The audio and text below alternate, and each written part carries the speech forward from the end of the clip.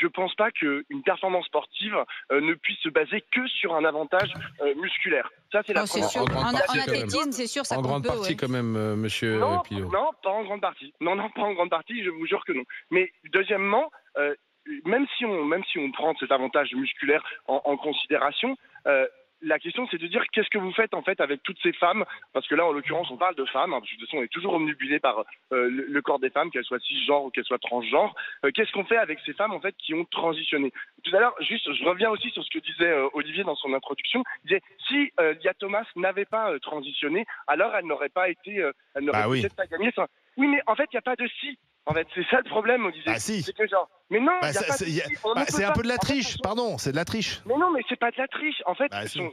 mais non, puisque une femme transgenre, que vous le vouliez ou non, Olivier, elle doit transitionner. En fait, c'est nécessaire. En fait, Mais elle alors, n'est pas dans le bon corps. Elle n'est pas née dans le bon corps. Donc D'accord, après, elle n'est pas née dans le bon corps, mais quand elle court avec son corps d'homme, comme Alba Elle a Diouf, quand même elle un fait corps d'homme. 980e au classement, et quand elle court avec son corps de femme, entre guillemets, elle devient 58e. Donc il y a quand même un petit souci en termes de fair play vis-à-vis des femmes athlètes qui déjà se battent pour réussir à vivre de leur sport. Il y a peut-être un petit hiatus d'inéquité. Quand à l'époque de l'URSS, on faisait tomber enceinte des athlètes soviétiques pour leur faire gagner des compétitions parce que en raison des questions hormonales, elles pouvaient avoir des avantages et puis qu'après on les forçait à avorter. C'était de la triche, c'était immonde et c'était encore une fois la manipulation du corps féminin. Donc on n'est pas d'accord pour les uns, on ne doit pas être d'accord pour le reste. Barbara, il y a une inéquité, hélas, naturelle dans le sport de haut niveau. Je veux dire, si vous mesurez 1m60, Bah, entre les hommes et les femmes, oui. Non, et pas qu'entre les hommes et les femmes, Bah, si. entre les petits et les grands. Enfin, franchement, vous mesurez 1m60 et vous travaillez tous les jours d'arrache-pied pour devenir un champion de basket. Je vous souhaite bien Bah du oui, courage, bien sûr. arriver sur un terrain de NBA. Non, mais ce que je veux dire, c'est que l'inéquité entre les Vous corps... ne voyez pas dans le quand sport, même qu'il y a un avantage physiologique?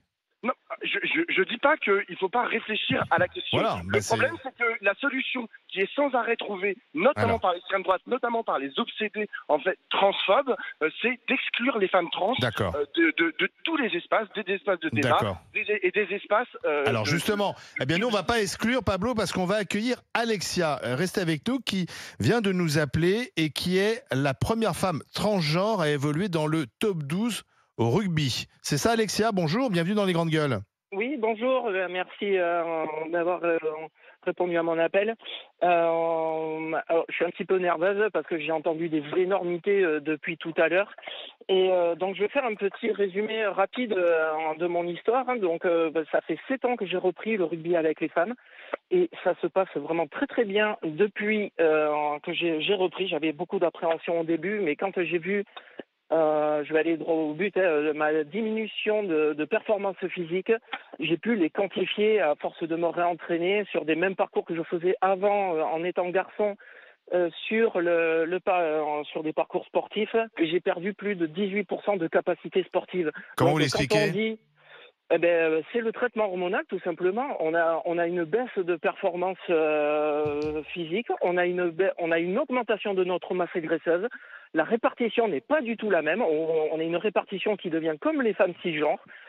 Et derrière, on a tous les problèmes qui sont liés à la diminution des pertes physiques. Moi, je suis énormément sujette aux tendinites.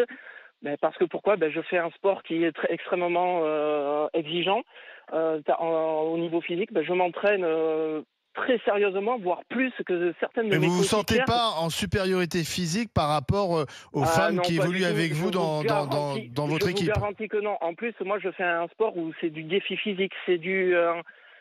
On a toutes nos qualités, on a tous nos défauts. Moi, je suis pas très rapide.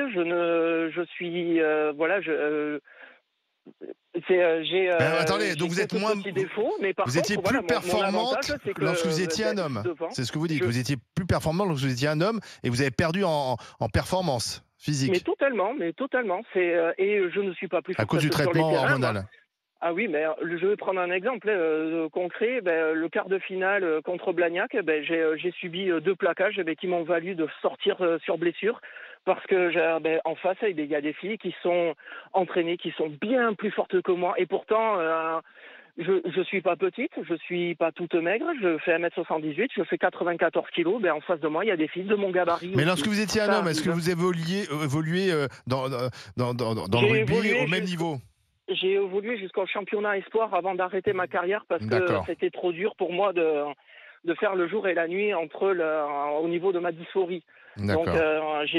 les espoirs, c'est le niveau juste. Ce sont les équipes réserves des équipes top 14 et Pro D2. Et donc oui, j'avais un certain niveau, mais j'ai fait ma transition et quand je suis revenu en 3e division de championnat de France féminine, j'ai dû tout réapprendre. J'ai dû réapprendre au niveau de mes capacités musculaires. J'ai mis 3 ans à ce que mon cerveau s'adapte à mes nouvelles capacités. Hmm. J'étais, mais totalement. D'accord, mais Alexia, quand vous entendez donc ce député ou d'autres dire il faudrait quand même vous exclure de compétitions sportives, vous n'auriez plus le droit de jouer avec les filles, les femmes, qu'est-ce que vous avez envie de dire?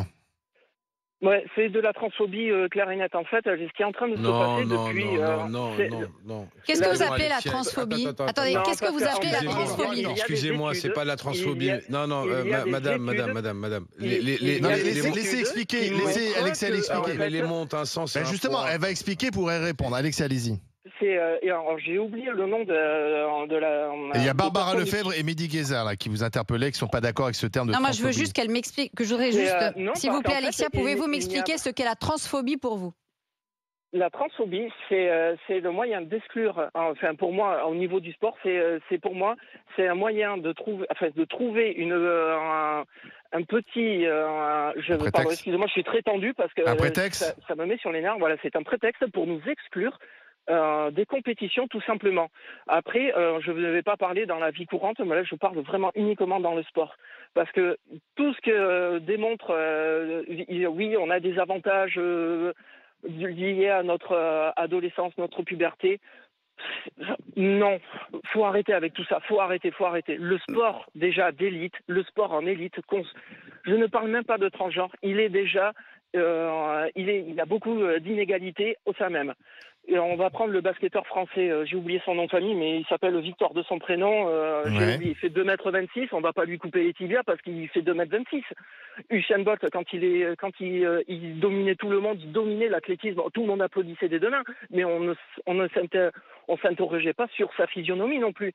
Et bien c'est exactement la Mais même chose. on s'est interrogé sur non, on s'est pas interrogé sur la physionomie d'Usain Bolt parce que Usain Bolt n'est pas dopé, ne pratique pas des choses qui modifient ses performances. En revanche, Ben Johnson, je crois qu'on s'est étonné de sa musculature et on s'est rendu compte qu'il se dopait. Lance Armstrong, on s'est étonné de ses performances, il se dopait. Donc non, mais attendez, je suis désolée. Dans le sport, il y a des inégalités. Bah oui, on a tous des inégalités de constitution. Enfin moi, je suis pas taillée pour faire du rugby. Voilà. Donc voilà, et je ne suis pas en train de pleurnicher parce que je suis pas taillée pour faire du rugby. Je prends la nature comme elle m'a faite. Donc voilà.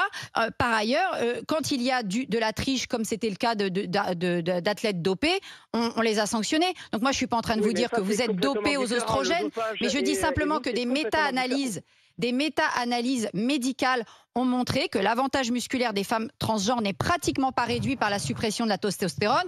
On est entre moins 5 et moins 10%, pas plus de la masse musculaire, malgré de la perte musculaire. Donc j'entends bien que vous voulez pratiquer votre sport et moi que vous le pratiquez, ça ne me dérange pas du tout.